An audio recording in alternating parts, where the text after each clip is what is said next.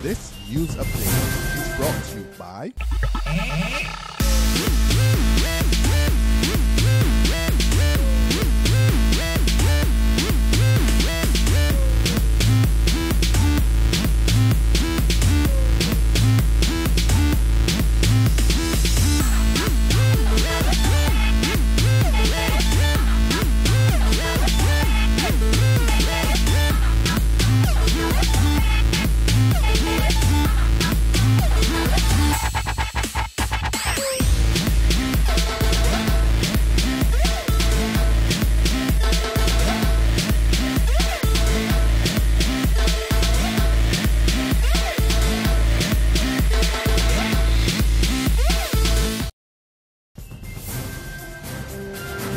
This is the 7 a.m. Barbados Today news update for Thursday, September the 25th, 2014. I'm Emmanuel Joseph. Good morning.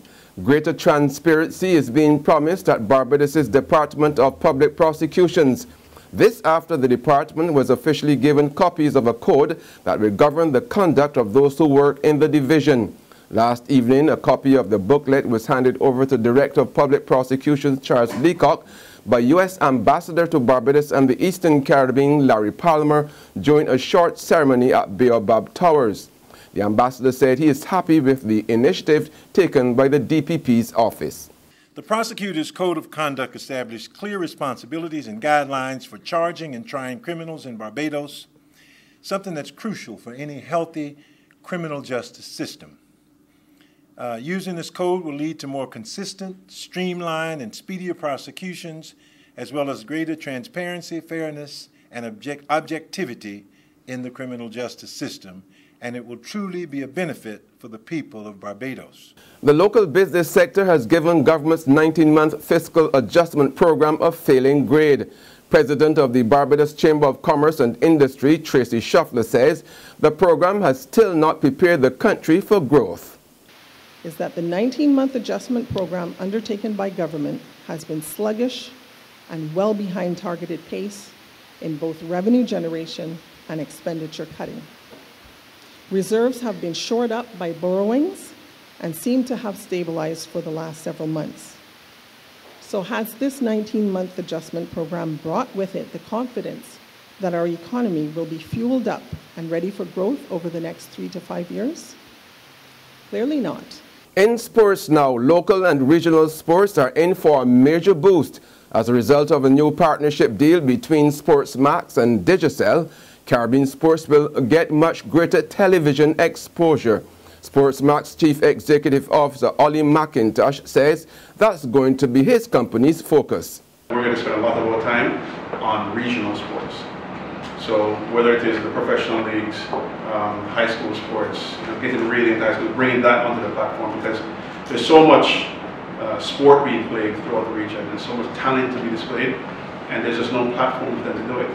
And that's where I see our focus really being, is getting more local and regional sport onto television so that people can watch it.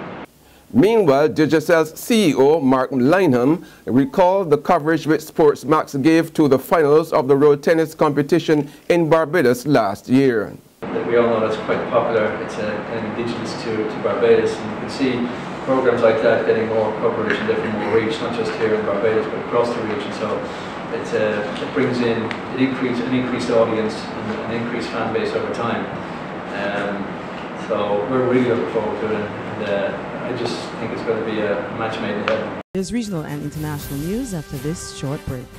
Hi, I'm Red Plastic Bag. Anyone who knows me knows I don't like cold.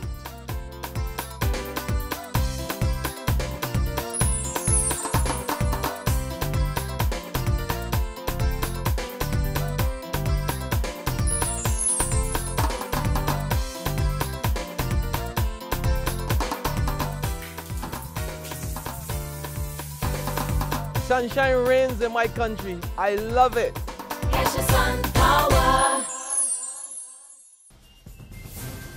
In regional news now, the Jamaica Urban Transit Company is to bar its employees from renegotiating or refinancing loans with their respective financial institutions.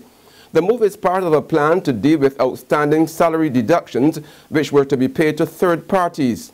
In written responses to questions asked at the Public Administration and Appropriations Committee of Parliament, the JUTC said that due to its inability to honor its financial obligations, a decision was taken in March to write to all third parties regarding the cessation of all new salary deductions.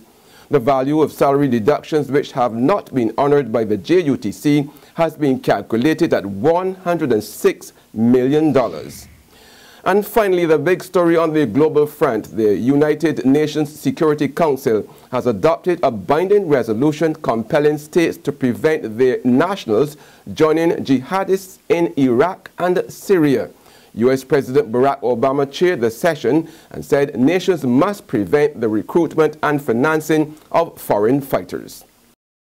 The terrorist group known as ISIL must be degraded and ultimately destroyed.